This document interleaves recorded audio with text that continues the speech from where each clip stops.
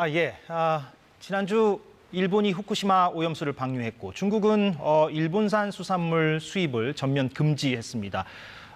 중국과 일본, 일본과 중국 두 나라 사이에 설전도 벌어지고 있고 중국 내에서는 지금 반일 감정이 격화되고 있다는 보도가 나오고 있는데 지금 현지 분위기가 어떤지 좀 짚어보도록 하겠습니다. 중국 정법대의 문희련 교수 화상으로 연결돼 있습니다. 교수님 나와 계시죠? 네, 안녕하십니까. 교수님이 지금 베이징에 계시고 거주하시는 곳 근처에 일본 대사관이 있다고 들었습니다. 그런데 최근 보도를 보니까 중국인들이 그 대사관에 돌을 투척하기도 했다는 보도도 나왔는데 분위기가 그만큼 심각하다고 봐야 됩니까? 그렇습니다. 지금 중국 내에서 벌어지고 있는 반일 감정은 우리가 생각하는 것 이상으로 좀 심상치 않은 조짐을 보이고 있는 건데요. 그 일본이 오염수를 방류한 직후에 그 일본 대사관에 벽돌이 날아드는 일이 벌어졌거든요. 뭐 다행히 사람은 안 다쳤다고 그러지만 앞으로 더 심한 상황에 벌어질 수도 있지 않느냐 하는 걱정들이 많고요. 그래서인지는 모르겠지만 일본 대사관 주변에 대한 경계가 대폭 강화가 됐습니다. 뭐 이런 상황은 또 북경뿐만 아니라 지방에서도 그 여러 번 일어나고 있는 것으로 지금 보도가 되고 있습니다. 특히 이제 일본인 학교를 상대로 계란이나 돌을 던지는 일도 있고, 특히 이제 중국에 있는 그 일본 공관이라든가 기관, 그리고 학교를 상대로 이렇게 항의 전화를 걸어가지고 정상적인 업무가 진행이 안 된다고 일본 사람들이 호소를 할 정도로 지금 굉장히 그 감정이 격화되고 있는 것은 분명한 것 같습니다. 특히 이제 그 일본 식당들이 비상이 걸렸는데요. 그 중국에 약 7만여 개의 일본 식당들이 있거든요. 그 모든 식당들이 자기 가게 앞에다가 우리 가게는 전혀 일본산 수산물을 쓰지 않고 있다 하는 거를 공고문을 붙여놓을 정도로 지금 심각한 상황인 것은 맞는 것 같습니다. 그렇군요. 그런 분위기가 읽힌다는 말씀이시고 그러면은 결국에는 그 최근의 보도 내용들, 그러니까 중국인들이 일본산 제품 불매 운동을 한다거나 일본 정부가 자국민들한테 중국에서 말할 때는 일본어를 크게 말하지 말라 이런 경고를 하기도 했다는 그런 보도들. 이런 보도들은 교수님이 설명해 주시는 맥락 속에서 보면 과장된 측면이 있는 게 아니라 실제 상황을 비교적 정확하게 반영하고 있는 내용들이다. 이렇게 봐도 되겠습니까? 제 개인적으로는 지금 나오고 있는 보도는 비교적 사실에 가깝다라고 느끼고 있는데요. 사실 중국에서 반일 시위가 가장 극심하게 벌어졌던 건 2012년입니다. 그때 일본 정부가 그 센카쿠 열도, 중국어로는 벼이다라고 하는데요. 그 국유화를 발표하면서 중국 전역에서 격렬하게 시위를 했거든요. 그 당시에는 일본 자동차에 돌을 던지는 것은 물론이고, 자동차를 불태우는 상황도 벌어졌고, 또 그 중국에 있는 일본 기업들을 공격하는 일도 있었습니다.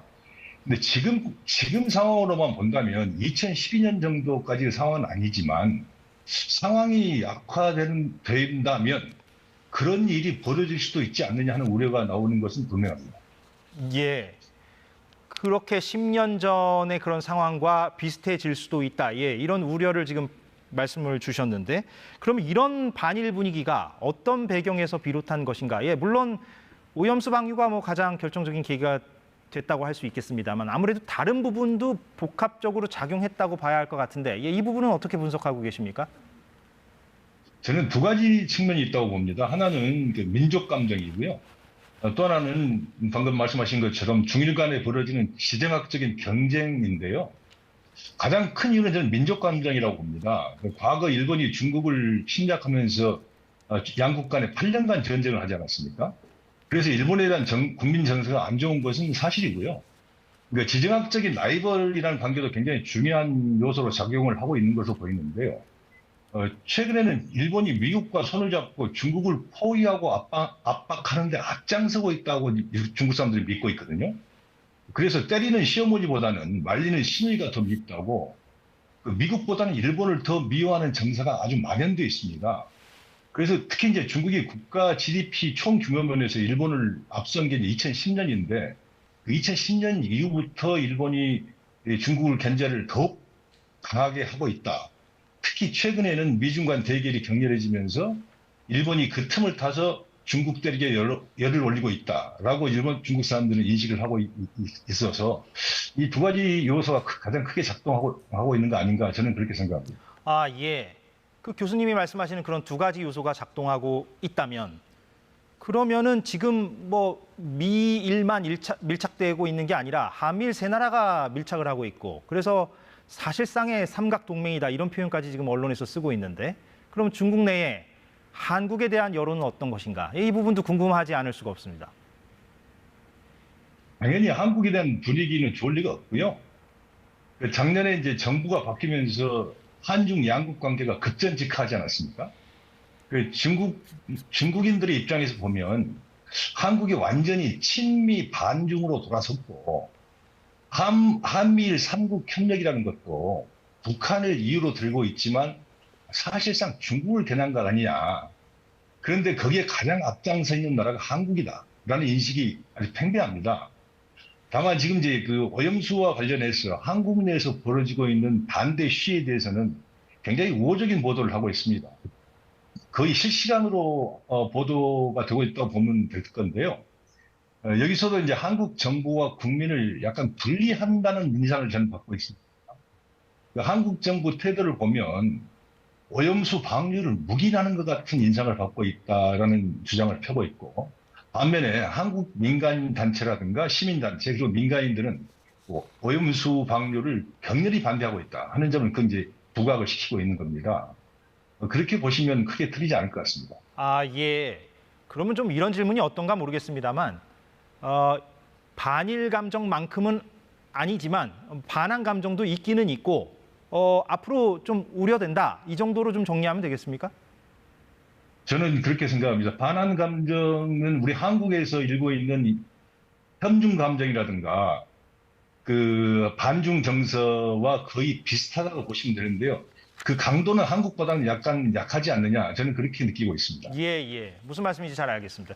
그러면 이제 앞으로 어떻게 될 것이냐 이 부분인데 지금 보면은 현실적으로 후쿠시마 오염수 방류는 뭐 계속 될 것이고 일본은 중국의 그 수산물 수입 금지 조치에 대해서 WTO 제소까지 검토하겠다 이렇게 이제 밝히는 상황이라서 중국 내의 이런 반일 분위기 또 그보다는 좀 못 미친다고는 하지만 어찌됐건 그 일부 있는 그 반한 분위기 이런 거는 당분간은 조정 국면을 맞기는 힘들어 보인다? 예, 이렇게 봐야 됩니까? 저는 상당 기간 지속 오래 갈 것이라고 좀 보는데요. 지금 이제 지금 중국 정부의 그 요구는 즉각적인 중단을 요구하고 있지 않습니까? 반면에 이제 일본은 이미 결정된 것이고 방류한 것이기 때문에 문제 없다고 지금 강행 뜻을 갖다가 하지 않고 있기 때문에 중국 정부가 여기서 그냥 거둬들이는 만무하고요. 문제는 이제 중국이 과연 그런 일본의 그런 태도에 대해서 어떻게 추가적인 조치를 할 것이냐 아니겠습니까?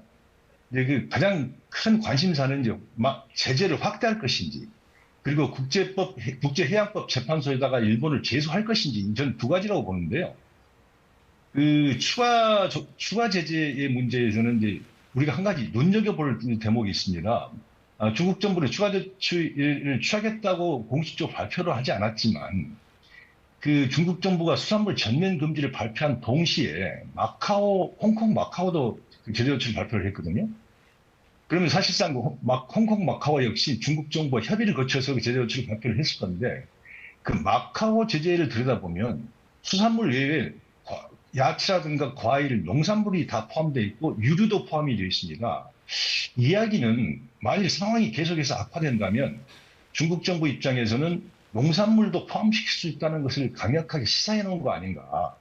예고편의 성격이 강한 거 아닌가 저는 그런 생각이 들고요.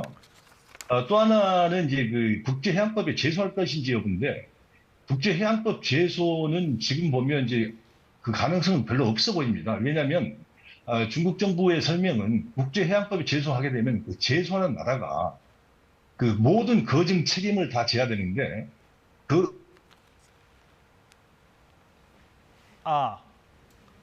예. 지금 앞으로 중국 조치가 어떨 것인가 이 부분에 대해서 지금 문희련 중국 정법대 교수가 설명을 주셨는데 중간에 좀 연결이 고르지 않아서 끊겼습니다. 시청자 여러분들의 양해 바랍니다. 예, 저희가 이 부분은 좀 다음에 다시 또 짚어보도록 하겠습니다. 다음 순서로 넘어가도록 하겠습니다.